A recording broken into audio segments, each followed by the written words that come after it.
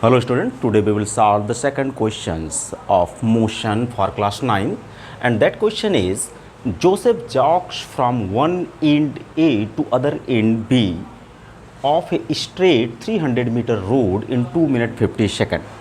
Joseph एक person है जो एक स्ट्रेट पाथ पर एक पोजीशन ए से बी तक जाता है along द स्ट्रेट 300 मीटर, अर्थात ये यहाँ से यहाँ तक का जो डिस्टेंस है 300 मीटर वो स्ट्रेट पाथ पर कवर करता है. Okay, so the distance between A B is equal to 300 metre. Time taken is 2 minutes 50 seconds. What is the time? Time is given, that is 2 minutes 50 seconds. When you convert this time into one single unit like second, then 2 minutes is converted into 120 seconds plus 50 seconds. Then what happen? You get 170 seconds.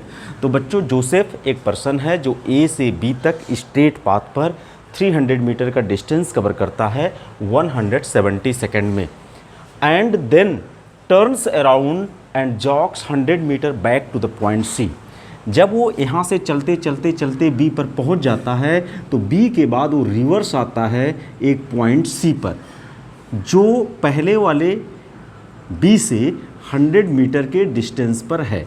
तो बेटा जब वो सी पर आ गया तो वो B से C तक कितना डिस्टेंस कवर किया? That is equal to 100 metre. And what is time? Time is 1 minute. In 1 minute यहाँ पर जो बेटा टाइम लगा, time from B to C जो लगा वो 1 minute लगा. 1 minute means that is 60 second. Okay, and this time is from where to where? From A to B, means A से बी तक का जो टाइम लगा 170 सेकेंड लगा, और बी से सी तक का जो टाइम लगा दैट इज 60 सेकेंड. ए से बी तक उसने कितना डिस्टेंस कवर किया? 300. एंड बी से सी तक उसने कितना डिस्टेंस किया? 100 मीटर. नाउ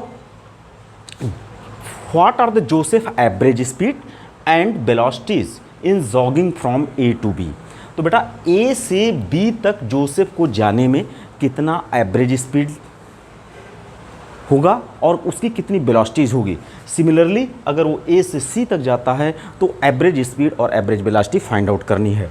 तो बेटा फर्स्ट क्वेश्चंस में फ्रॉम ए टू सी अगर हमें निकालना है तो सबसे पहले हम देखें कि ए से सी तक टोटल डिस्टेंस कितना हो रहा है बेटा.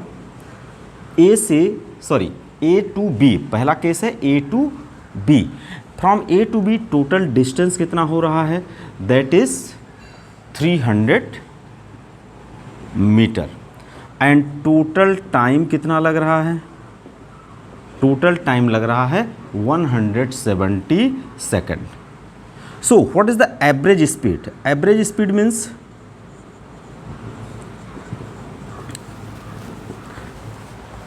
टोटल डिस्टेंस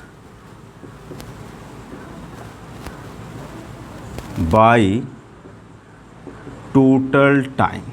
तो टोटल डिस्टेंस आपका 300 बाई 170, जीरो से जीरो कट जाएगा. इसको जब कट करोगे तो ये आ जाएगा 1.76 metre per second. This is the average speed when Joseph moves from A to B. Now we want to find out average velocity. Average velocity, average velocity क्या हो जाएगा? टोटल डिस्प्लेसमेंट, या सीधे सीधे हम कहें displacement. Displacement by total time. तो बेटा ए से बी तक डिस्प्लेसमेंट क्या होगा? सीधा सीधा shortest distance between A and B, and shortest distance between A and B is also 300 by total time. A से बी तक जाने में उसे कितने समय लगे? 170 सेकेंड. तो अगेन इसको जब डिवाइड करोगे तो you get 1.76 metre per second. So the average velocity from A to B is 1.76 metre per second, and the average velocities is equal to 1.76 metre per second. Now from A to सी,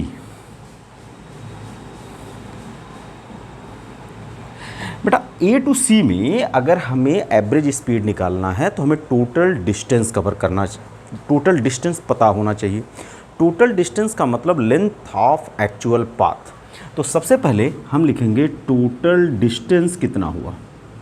तो total distance आपका ए से B ये लिखना पड़ेगा, plus B से सी, क्योंकि यहाँ से यहाँ गया फिर यहाँ से यहाँ गया, तो पूरा लेंथ ऑफ एक्चुअल पाथ लिखना होगा। तो ए से बी तक का लेंथ प्लस बी से सी तक का लेंथ। तो ए से बी तक का लेंथ है 300 और बी से सी तक का लेंथ है 100, you get 400 meter. Now total time, total time कितना लगा बेटा?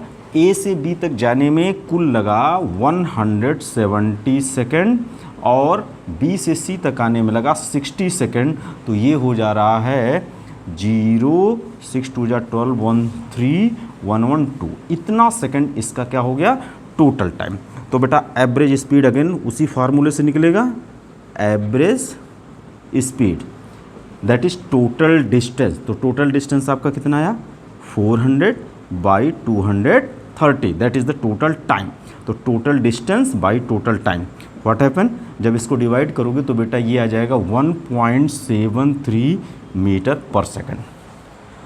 Now if we want to find out the average velocity, it means we want to find out the displacement from A to C, that is the shortest distance between A to C and the total time. So for average velocity, average velocity is equal to displacement by total time. तो बेटा displacement A से C तक का displacement क्या होगा? तो that is a सी। और total time, तो बच्चों देखो ए से स्टार्ट करने के बाद वो बी पर गया है और बी से फिर सी पर गया है, तो टोटल टाइम तो वही लगेगा जो उसने वास्तव में ए से सी तक जाने में यूज किया। तो that is total time is equal to here 230 second. अब आया ए सी कितना होगा? तो ए सी मीन्स कहाँ से कहाँ तक लगेगा? ये पूरा डिस्टेंस 300 है और ये 100 है, तो जब पूरे 300 में से 100 घटाओगे तो आपको निकल जाएगा, मिल जाएगा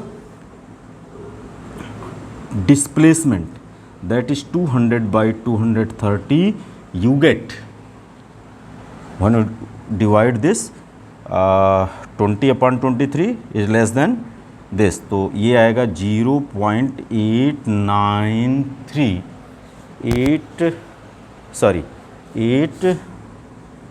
869 meter per second.